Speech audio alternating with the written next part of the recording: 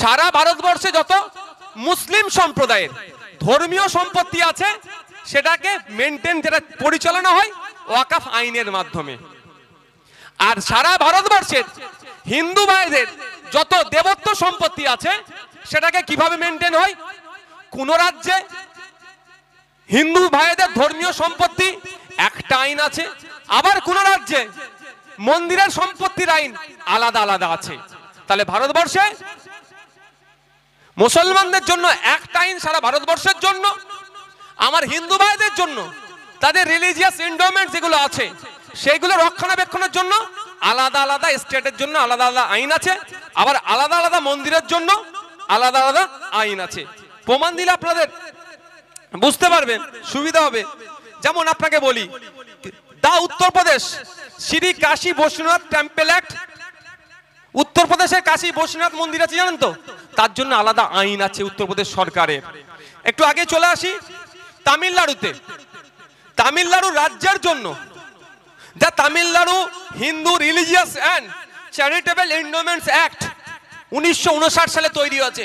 Total তামিলনাড়ুতে হিন্দু ধর্মের ধর্মীয় সম্পত্তি যত আছে আর চ্যারিটেবল এন্ডোমেন্টস হিন্দু ভাইদের যত আছে সেটা রক্ষণাবেক্ষণের জন্য একটা আইন আছে। একটু এগিয়ে গেলে তো দীঘা নাকি, আর দীঘাটা পার করলে কি পড়ছে? উড়িষ্যা। উড়িষ্যার বিখ্যাত মন্দির কি? জগন্নাথ মন্দির। ওই মন্দির কিভাবে পরিচালনা হবে সেটাও সরকারি আইন আছে।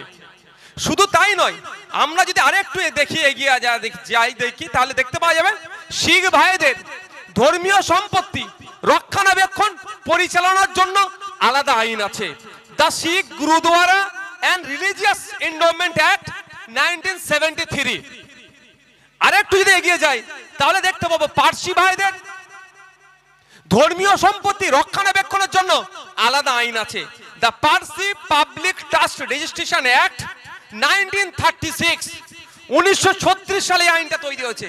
এভাবে খ্রিস্টান ভাইদের গির্জার সম্পত্তি কিভাবে রক্ষণাবেক্ষণ হবে তার জন্য আলাদা আইন আছে। বৌদ্ধ ভাইদের বৌদ্ধ ধর্মের ধর্মীয় সম্পত্তি কিভাবে রক্ষণাবেক্ষণ হবে তার জন্য আলাদা আইন আছে। এক কথায় যত ধর্ম আছে সেই ধর্মের ধর্মীয় সম্পত্তি কিভাবে রক্ষণাবেক্ষণ হবে সব আলাদা আলাদা আইন আছে। কারো নাম টেম্পল অ্যাক্ট তো কারো নাম ওয়াকফ অ্যাক্ট, শুধু নামটা আলাদা। এই নামটা আলাদাটাকে বিজেপি বা তার যারা যোগ্য উত্তরসূরি আছে তারা ওইটাকে কাজে লাগিয়ে হিন্দু মুসলমানের মধ্যে বিভেদ তৈরি করার চেষ্টা করছে। একটা জিনিস তাহলে ক্লিয়ার হলো যে মুসলমানদের মসজিদ মাদ্রাসার যেমন আইন আছে, আমার হিন্দু ভাইদের মন্দিরেরও আইন আছে। একদম জোর গলায় বলবেন, কেউ যদি প্রমাণ চাই আমি আছি তার জন্য, নিশ্চিন্তে বলবেন। এবার আসা যাক, মোদিজি মুসলমানদের ভালো চাইছে, বিশাল ব্যাপার। আরে মনে হয় মোদিজি মুসলমানদের ভালো করবে? কার কার মনে হয় মোদিজি মুসলমানদের ভালো করবে? কেউ হাত তুলবে না। আমি আপনাকে বলি, সাথে একটু যুক্ত করি, মোদিজি গরিব হিন্দুদেরও ভালো করবে না। কি বললাম? মোদিজি গরিব হিন্দুদেরও ভালো করবে না। মুসলমান তো দূরের কথা, আমি চ্যালেঞ্জ করে বলছি, 2014 সালে ক্ষমতা এসেছে, পশ্চিমবাংলার গরিব হিন্দুদের কথা যদি মোদিজি ভাবতো, পশ্চিমবাংলার গরিব হিন্দুদের শিক্ষা স্বাস্থ্যের কথা যদি মোদিজি ভাবতো, তাহলে সেন্ট্রাল ইউনিভার্সিটি এই মেদিনীপুরে শুভেন্দু বাবু একটা নিয়ে এসে করে দিতে পারতেন। যদি গরিব হিন্দুদের কথা ভাবতো অন্তত একটা এমসি নিয়ে আসতে পারতেন। না এমস নিয়ে এসেছেন, না সেন্ট্রাল ইউনিভার্সিটি এনেছে, না সেন্ট্রালের প্রজেক্ট রাজ্যে নিয়ে এসে গরিব অন্তত হিন্দু ভাইদের উপকার করেছেন। ওগুলো বাদ দিন। 100 দিনের কাজের দুর্নীতি হয়েছে, অস্বীকার করার কোনো জায়গা নয়, কিন্তু 100 দিনের কাজে যারা কাজ করতেন তার 70% কিন্তু গরিব হিন্দু। কতদিন বন্ধ হয়ে আছে? 100 দিনের কাজে যারা দুর্নীতি করেছে ঘাড় ধরে তাদেরকে তিহার জেলে নিয়ে যাওয়া দরকার ছিল, তিহার জেলের ভাত খাওয়ানো দরকার ছিল। আর এই পশ্চিম বাংলার অন্তত 70% গরিব হিন্দু ভাইয়ের জন্য কাজটা পুনরায় চালু করতে পারত, করেছে ওরা?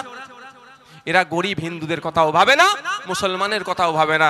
কিন্তু কয়েকটা আমি আপনাদের প্রমাণ তো আপনাদেরকে দিতে হবে যে কেমন হিন্দুদের কথা ভাবে। এই মুসলমানদের কথা ভাবছে, মোদিজি মুসলমানদের কথা ভাবছে। একটু ভাব, সত্যি একদম আকাশ থেকে পড়ার মতো ব্যাপার। সংবিধানের মুসলমানদের কথা ভাবতে গিয়ে সংবিধানের 14 নম্বর আর্টিকেল, 15 নম্বর আর্টিকেল, 25 নম্বর আর্টিকেল, 26 নম্বর আর্টিকেল, 300 ক, এই ধরনের এত আর্টিকেলকে ভায়োলেট করেছে। এই আর্টিকেলগুলোর উপরে আঘাত দিয়েছে, মানে এত ভালোবাসে আপনাদেরকে, সংবিধানের উপরে আঘাত দিয়ে দিয়েছে। বুঝতে পারছেন তো কত ভালোবাসে? তো কে ভালোবাসার নমুনা একটু শুনবেন ভাই, কারো অসুবিধা হচ্ছে না তো? হলে আমি ছেড়ে দেবো ভাই। তাহলে নমুনা শুনতে চাইছেন তো?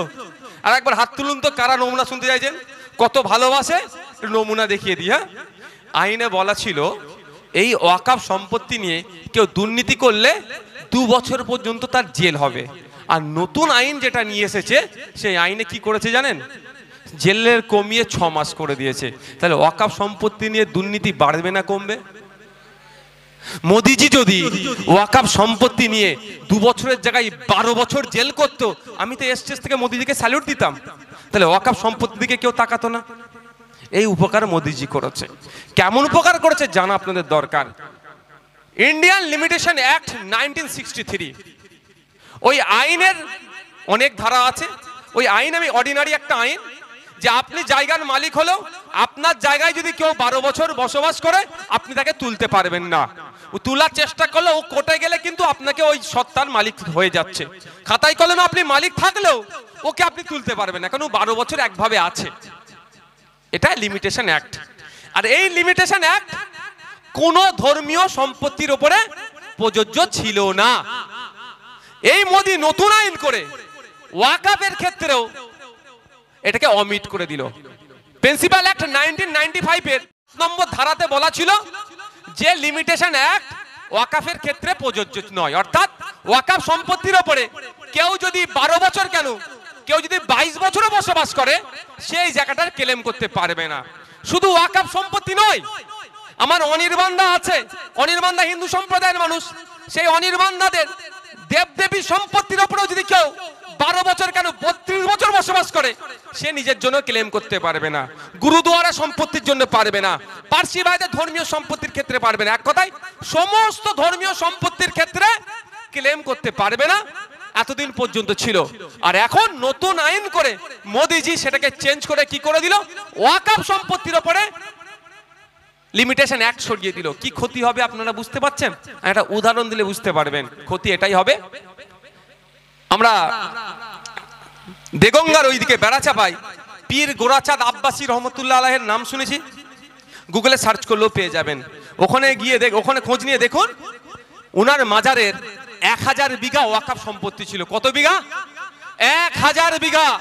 কাটতে কাটতে কাটতে কাটতে কাটতে কাটতে আজ থেকে চুরি হয়নি, সে দেশ স্বাধীনের আগে থেকে চুরি হচ্ছে ওয়াকফ। হ্যাঁ, কংগ্রেসের আমলে তারাও কেটেছে, সিপিএম এর আমলে তারাও কেটেছে, তবে বর্তমান দিদির আমলে একটু বেশি কাটা হয়ে গেছে। বলছে আগে মাছ চুরি করতেন, পুরো পুকুর চুরি করে নিয়েছে এরা। করতে করতে মাত্র 5 বিঘাও সম্পত্তি বাকি নাই। তাহলে 995 বিঘা সম্পত্তি লুট হয়ে গেছে। বলছে হরি লুট যেটাকে বলে, করে নিয়েছে। কিন্তু এতদিন আইন ছিল যে যদি কোনো শাসক তার যদি সিট দ্বারা সোজা থাকে, 2011 সালের আগে যে গল্পটা দিয়ে ক্ষমতায় এসেছিল, ক্ষমতায় আসলে মুসলমানদের ওয়াকফ সম্পত্তি উদ্ধার করে দেব, কথার সাথে যদি কাজের মিল রাখতে পারতো, তাহলে পীর গোরাচাঁদ আব্বাসী রহমতুল্লাহ আলাইহির মাজারের 995 বিঘা সম্পত্তি বেহাত নয়, পুরো 1000 বিঘা সম্পত্তি কিন্তু উদ্ধার করে দিতে পারতো। সিট দ্বারা সোজা নয়, উদ্ধার হয়নি। যদি আগামী দিনে কোনো সরকার আসে তার সিট দ্বারা সোজা থাকলে উদ্ধার করে দেবে এই ভরসা আমরা রাখি। কিন্তু ওই রাস্তাটা এই লিমিটেশন অ্যাক্টকে তুলে দেওয়ার ফলে আর হবে না। মোদিজি যে নতুন আইন নিয়ে এসেছে, এই আইনে আর কোনোদিনের জন্য ওই 995 বিঘা সম্পত্তি ওই মাজার ফিরে পাবে না।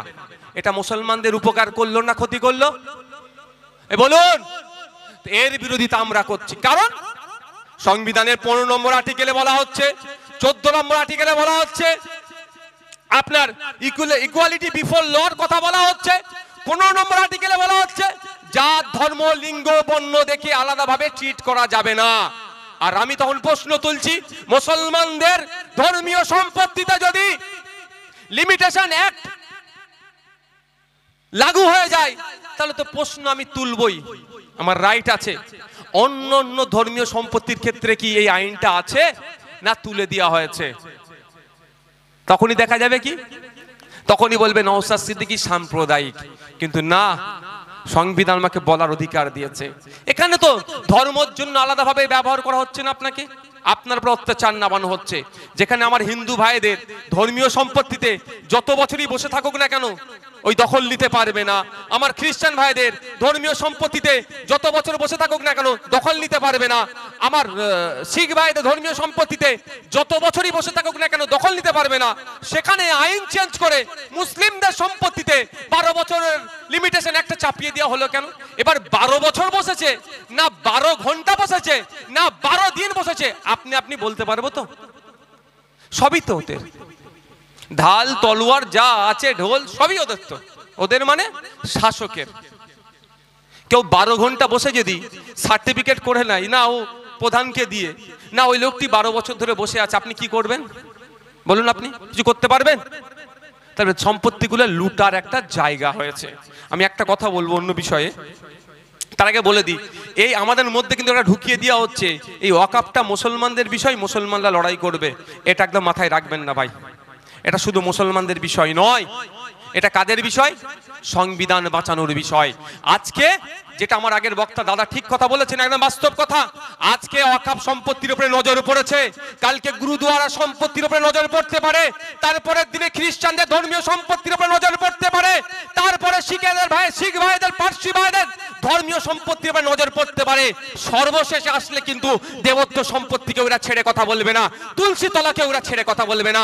কারণ এটা কিন্তু ধর্মীয় লড়াই নয়, এটা পুঁজিপতিদের নজর পড়েছে। কলকাতার প্রাইম প্রপার্টি গুলোকে দখল নিতে হবে, দিল্লির প্রাইম প্রপার্টি গুলোকে দখল নিতে হবে, মুম্বাইয়ের প্রাইম প্রপার্টি গুলোকে দখল নিতে হবে। সারা ভারতবর্ষের যত বড় বড় শহর আছে সেই শহরের প্রাইম প্রপার্টি গুলোর মধ্যে ওয়াকফ সম্পত্তি আছে, সেইগুলোকে দখল নিতে হবে। দখল নেওয়ার জন্য আইন চেঞ্জ করেছে।